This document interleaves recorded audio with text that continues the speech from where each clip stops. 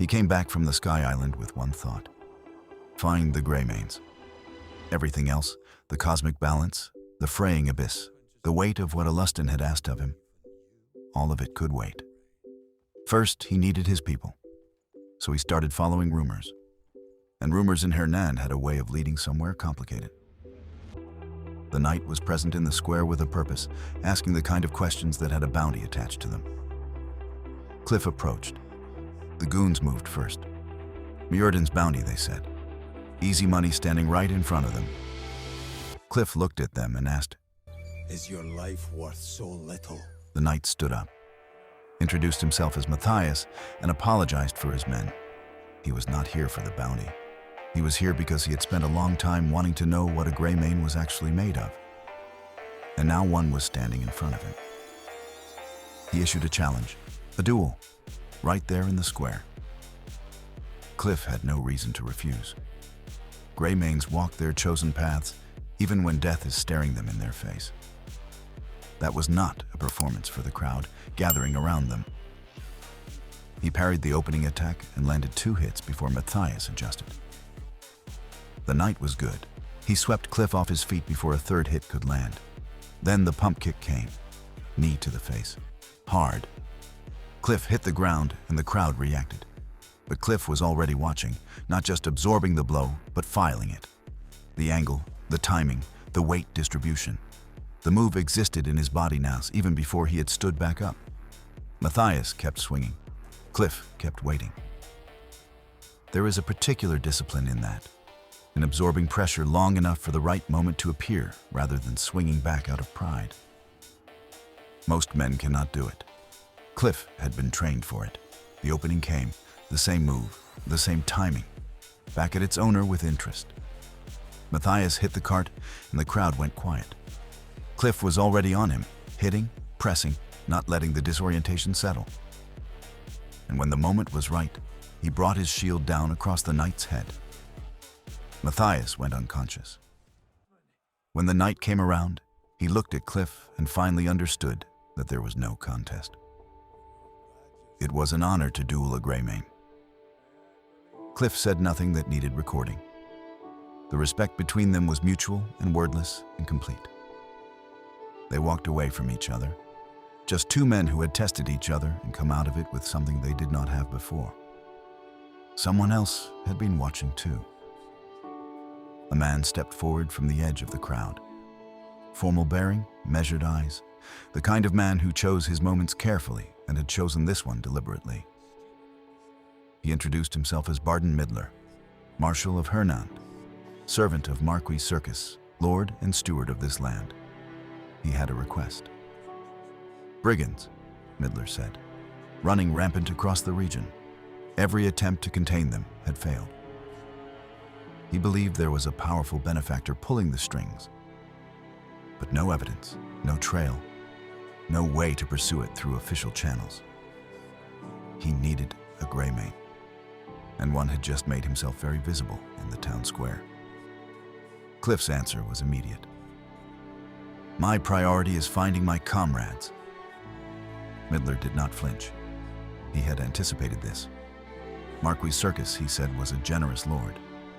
A lord who would surely aid in re-establishing the Greymanes if the right favor was returned. Kliff was intrigued. The notice board told him where to start.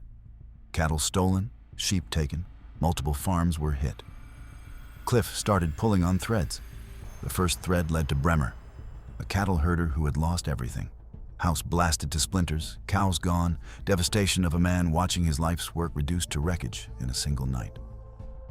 But what Bremer mentioned almost in passing, a boulder that had fallen from the sky, that was the detail that made Kliff pay attention. A few coins to the right witnesses, and someone showed him where the thieves had gone. The camp was cleared quickly, but what Kliff found there told him the cattle were already dead. This was not a theft for profit. Something else was being looked for.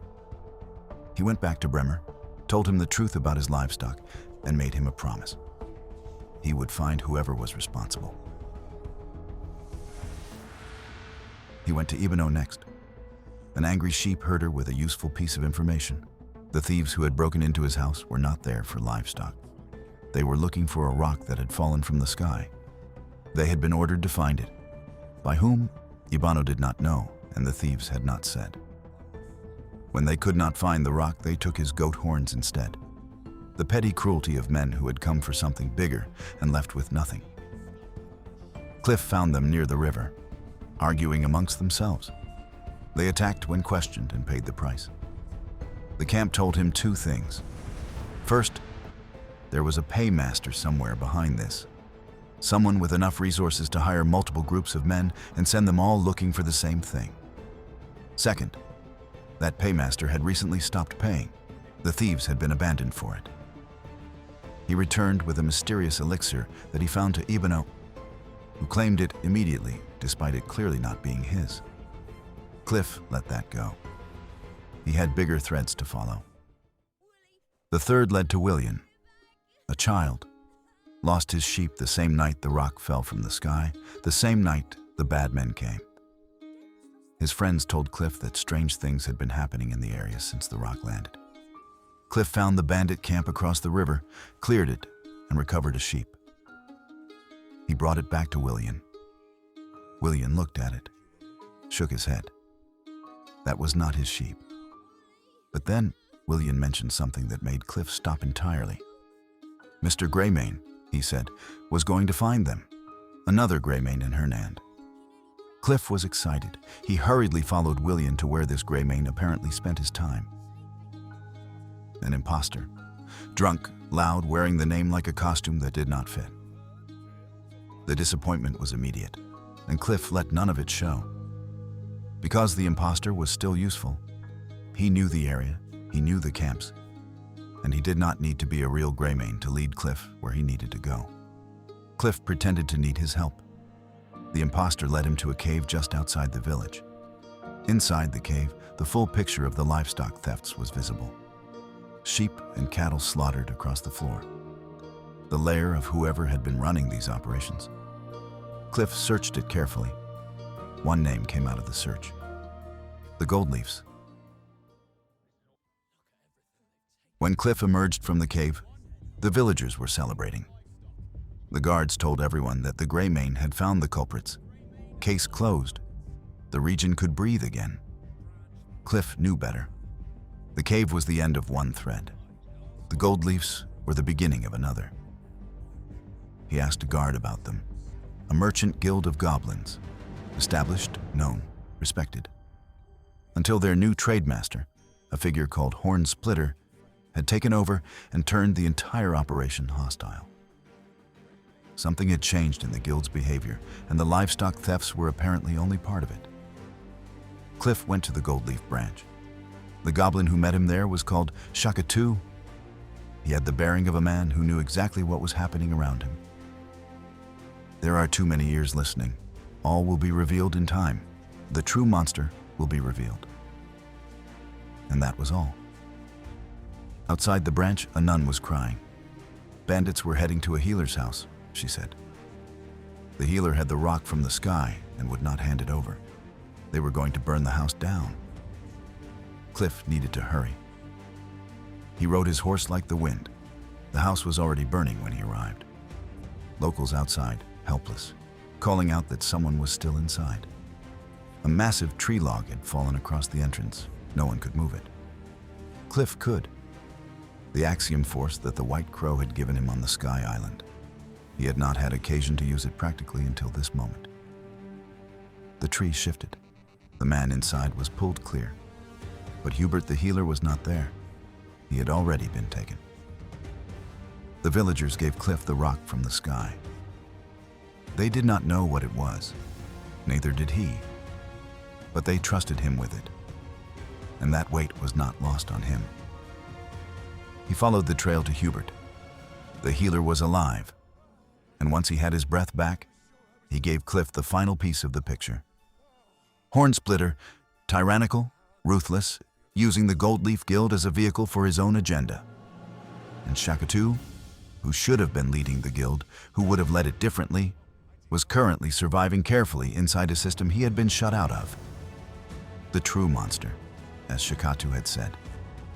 Now Kliff had a face for it. He arrived at the goblin camp asking to see Shakatu. The guards did not extend that courtesy. A fight broke out before the conversation could begin. The kind of misunderstanding that happens when men with orders encounter a man with purpose and neither side has time for protocol. Shakatu arrived and stopped it. He apologized for his men's behavior with genuine weight behind it. He had wanted to speak with Kliff. He had wanted to speak with him since the first time he heard about him. The offer was clean. Kill Hornsplitter, receive an artifact in return, and the part that made Kliff listen differently, a diplomatic deal. When the Greymanes were reunited, the Goldleaf Guild would provide them land and supplies. An alliance. The first external party willing to acknowledge that the Greymanes were not finished, that they were coming back, that betting on Kliff was a reasonable bet to make. He accepted.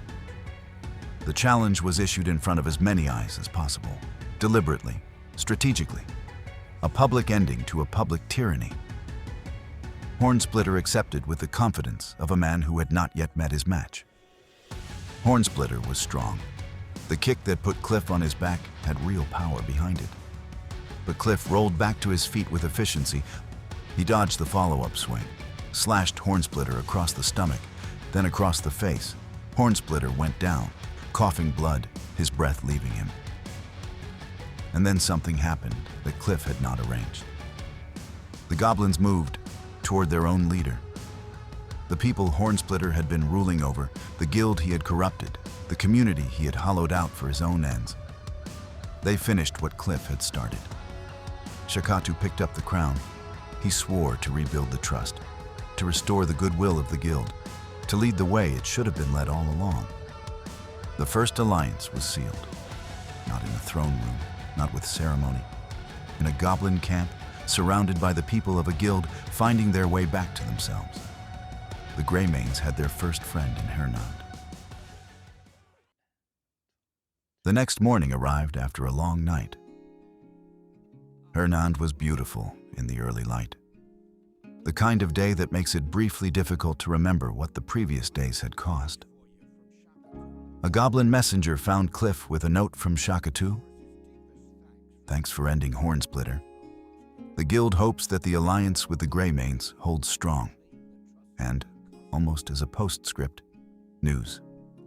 Someone claiming to be a Greymane had been spotted in Hernand. He kept his expectations measured. He had been here before, in a manner of speaking. The imposter was still fresh enough to take the edge off hope. He went to the back alleys anyway. And there, in the shadows of an alley that smelled like rain and old stone, was a man he recognized. Marius, alive. A broken leg and the look of a man who has been surviving on will alone for longer than anyone should have to. But alive. Here, in Hernand. Having made it this far on a broken leg through a world that had been trying to kill every Greymane it could find. I'm not going to pretend I fully understand what that moment was for Kliff. I have watched him carry the absence of his comrade since the river. Quietly, without complaint, without letting it slow him down. Finding Marius did not make him loud about it. He did not celebrate. He just stood there for a moment with the stillness of a man whose most important question had finally received an answer. They were alive. Not all of them confirmed yet. But Marius knew where Andrew and Naira were. Both of them. Kliff asked about the Marquis. Marius confirmed what Midler had said. Generous, well spoken of, a lord whose word appeared to mean something in Hernand. And Barden Midler had already told Kliff what the Marquis was offering in exchange for the work Kliff had just done. The pieces were in place. Marius moved off to find the others. Broken leg and all, the urgency of a man who has news worth hurrying for. Kliff was on his way to meet Marquis Circus, hoping that he would offer aid in re-establishing the Greymanes. A fresh start, Greymanes together again. For the first time since the river, Kliff was not surviving. He was building.